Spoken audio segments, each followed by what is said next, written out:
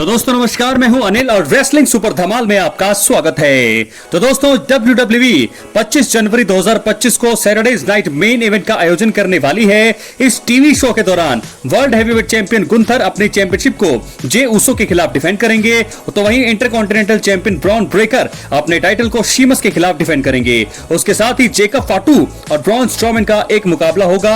और आपको बता दें, इन तीनों मैचों के अलावा कंपनी ने कोडी रोड्स और केविन ओवेंस के बीच कॉन्ट्रैक्ट साइनिंग सेगमेंट भी घोषित किया हुआ है, जिसको शॉन माइकल्स की निगरानी में किया जाएगा।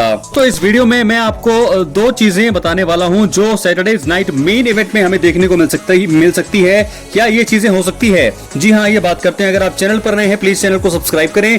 सब्सक्राइब करने के बाद ऑल पर क्लिक करें। तो चलिए दोस्तों बात करते हैं। सबसे पहले जो चीज हो सकती है, आपको बता दें, सैटरडेज नाइट मेन इवेंट में केविन ओवेंस को ट्रिपल एच कर सकते हैं फायर। जी हाँ दोस्तों, वो कैसे, आइए आपको बताते हैं। आपको बता दें, undisputed WWE champion Cody Rhodes और winged eagle belt holder Kevin Owens Saturday's night main event में अपने रॉयल रंबल 2025 में होने वाले लैडर मुकाबले के लिए कॉन्ट्रैक्ट साइन करने वाले हैं।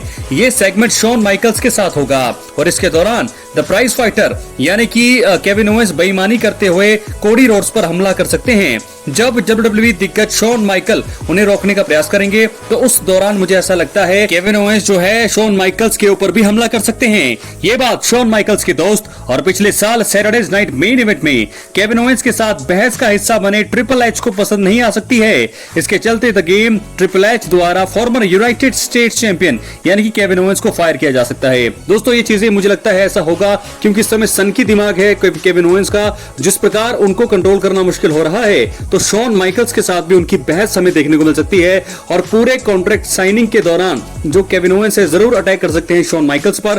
कोडी रोड्स के ऊपर मुझे लगता है सबसे पहले वो अटैक करेंगे। शॉन माइकल्स जरूर बीच में आएंगे, लेकिन मुझे लगता है कि शॉन माइकल्स पर भी वो अटैक कर सकते हैं। कहीं दोस्तों पाइल ड्राइवर जो मूव जो बैन है, कहीं वो उसका प्रयास ना करे केविन ओवेंस, जिसके चलते मुझे लगता है ट्रिपल एच वहां पर आ सकते हैं और वो इस दौरान उनको फायर कर सकते हैं WWE कंपनी से। ऐसा नजारा हमें देखने को मिल सकता है। अब बात करेंगे दूसरी चीज का। दोस्तों आपको याद दिला दें कि दूसरा मुकाबला, एक और मुकाबला है इसमें सैटरडेज नाइट मेन इवेंट में, जेकब फाटू का मुकाबला है ब्रॉन स्ट्रोमैन से। इस मुकाबले में जीत के बाद शायद रोमन रेंस को चैलेंज कर सकते हैं यहाँ पर जेकब फाटू। आपको बता दें, जेकब फाटू और ब्रॉन स्ट्रोमैन को fans WWE Saturdays night main event में मुकाबला करते हुए देखने वाले हैं। इसके दौरान द समॉन वेयरवुल्फ यानी कि जेकब फाटू अपनी ताकत से या फिर टामाटोंगा के चलते जीत दर्ज कर सकते हैं। मुझे लगता है कि टामाटोंगा होंगे जरूर, लेकिन अकेले ही काफी होंगे यहाँ पर समॉन वेयरवुल्फ, तो ऐसे में मुकाबला जीत सकते हैं वो। इसके बाद जो है वो रोमन रेंस को मैच के लिए चैलेंज कर सकते हैं। अब ये मुकाबला कैसा होगा?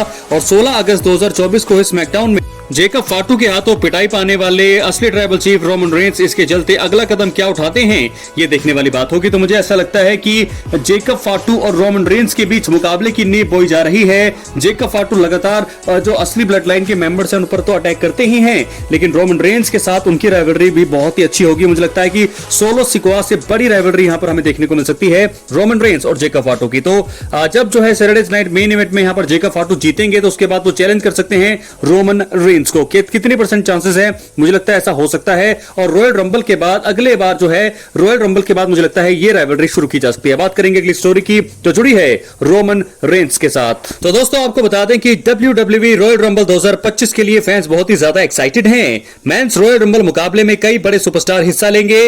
रोमन रेंस भी इस मुकाबले में नजर आएंगे और वो 5 साल बाद ऐसा करने जा रहे हैं। उन्हें इस मुकाबले में जीत के लिए फेवरेट माना जा रहा है और उन्होंने क्लियर कर दिया है कि वो अपनी अनडिस्प्यूटेड WWE चैंपियनशिप वापस चाहते हैं। अगर वो रॉयल रंबल मुकाबला नहीं भी जीतते हैं, तो कुछ तरीकों से मुझे ऐसा लगता है कि टॉप टाइटल के लिए वो चैलेंज कर सकते हैं। इस वीडियो में मैं आपको उन 3 तरीकों के बारे में बात मैं करने वाला हूं, जिनसे रॉयल रंबल मुकाबला हारने के बाद भी रोमन रेंस रेसलमेनिया 41 में WWE चैंपियनशिप मैच को पा सकते हैं। दोस्तों इसलिए वीडियो के अंत तक बने रहें और अगर आप चैनल पर नए हैं सब्सक्राइब करने के बाद ऑल पर क्लिक करें। बात करेंगे सबसे पहले तरीके का। रोमन रेंस रॉयल रंबल विजेता को WWE वर्ल्ड हैवीवेट चैंपियन से लड़ने के लिए मना सकते हैं। यह है पहला तरीका। आपको बता दें, पॉल हेमन ने रोमन रेंस के रॉयल रंबल मुकाबले में एंट्री के ऐलान के दौरान यह क्लियर कर दिया था कि असली ट्राइबल चीफ के निशाने पर अनडिस्प्यूटेड WWE चैंपियनशिप रहने वाली है। अगर रोमन रेंस रॉयल रंबल नहीं जीत पाते हैं, तो फिर वो जरूर चाहेंगे कि वो जो भी विजेता हो वो कोडी रोड्स को अपने रेसलमेनिया विरोधी के रूप में ना चुने। पिछले साल सेथ रोलिंस ने कोडी को उनके खिलाफ लड़ने के लिए कहा था। इन सभी चीजों के बाद भी दोस्तों रोमन रेंस और कोडी रोड्स का मुकाबला हुआ। अगर रोमन रॉयल रंबल नहीं जीत पाए तो ये उस मैच के विजेता से बात करके उन्हें वर्ल्ड हैवीवेट चैंपियनशिप के लिए लड़ने के लिए वो मना सकते हैं। अगर वो स्टार मान जाते हैं तो फिर रोमन रेंस के लिए रेसलमेनिया में अनडिस्प्यूटेड WWE चैंपियनशिप के लिए लड़ने का मौका खुल जाएगा और वो लड़ सकते हैं। बात करेंगे दूसरे तरीके का, क्या रोमन रेंस उसके बाद एलिमिनेशन चेंबर का हिस्सा बनकर इसे जीत सकते हैं? ये होगा दूसरा तरीका। WWE में 2 वर्ल्ड चैंपियनशिप है, इसी वजह से देखा गया है कि जब रॉयल रंबल विजेता किसी एक चैंपियन से लड़ने का ऐलान कर देता है और रेसलमेनिया के लिए मैच ऑफिशियल भी हो जाता है तो फिर दूसरे टाइटल का नंबर 1 कंटेंडर पाने के लिए एलिमिनेशन चेंबर देखने को भी मिलता है। अगर Roman Reigns royal rumble match नहीं जीत पाते हैं तो उनके पास एक और मौका होगा। WWE द्वारा अनडिस्प्यूटेड चैंपियन का रेसलमेनिया में चैलेंजर पाने के लिए एलिमिनेशन चेंबर मैच बुक किया जाता है। इसमें रोमन रेंस हिस्सा ले सकते हैं और वो इसे जीतकर रेसलमेनिया 41 के लिए चैंपियनशिप मुकाबला कमा सकते हैं। कुछ ऐसा ही रोमन रेंस ने रेसलमेनिया 34 के लिए किया था, जहां वो रॉयल रंबल नहीं जीते थे और फिर एलिमिनेशन चेंबर में जीत हासिल करके यूनिवर्सल टाइटल मुकाबले में उन्होंने जगह पाई थी। तो यह हो सकता है दूसरा तरीका जिसके चलते रोमन रेंस रेसलमेनिया 41 में वर्ल्ड चैंपियनशिप मुकाबला पा सकते हैं। अब हम बात करेंगे तीसरे और आखिरी जो है उनके तरीके का, कि आखिरकार किस प्रकार रॉयल रंबल हारने के बाद भी रोमन रेंस जो है वर्ल्ड चैंपियनशिप को पा सकते हैं। दोस्तों आपको बता दें कि WWE में पिछले कुछ सालों में देखा गया है कि रॉयल रंबल मुकाबला जीतने के बाद भी सुपरस्टार्स को 1-on-1 मुकाबला नहीं मिल पाता है। 2019 में जब बेकी लिंच ने वुमेन्स रॉयल रंबल मुकाबला जीता था तो उनका सामना रोंडा राउजी से होना था। विंस मैकमैन ने शार्लेट फ्लेयर को जोड़कर मैच को ट्रिपल थ्रेट मुकाबला बना दिया था। इसी तरह रेसलमेनिया 37 में रोमन रेंस और एज का मुकाबला होना था। इस स्टोरी में डैनियल ब्रायन को जोड़ा गया और इसी वजह से यूनिवर्सल टाइटल के लिए फिर ट्रिपल थ्रेट मुकाबला हुआ। रोमन रेंस अगर अब रॉयल रंबल मुकाबला हार जाते हैं तो फिर वो बड़े मैच में जगह बनाने के लिए कोई अलग कदम उठा सकते हैं। रोमन रेंस ने पहले भी अपनी बैकस्टेज पावर का उपयोग करके कुछ फैसलों में बतौर हील बदलाव किया था।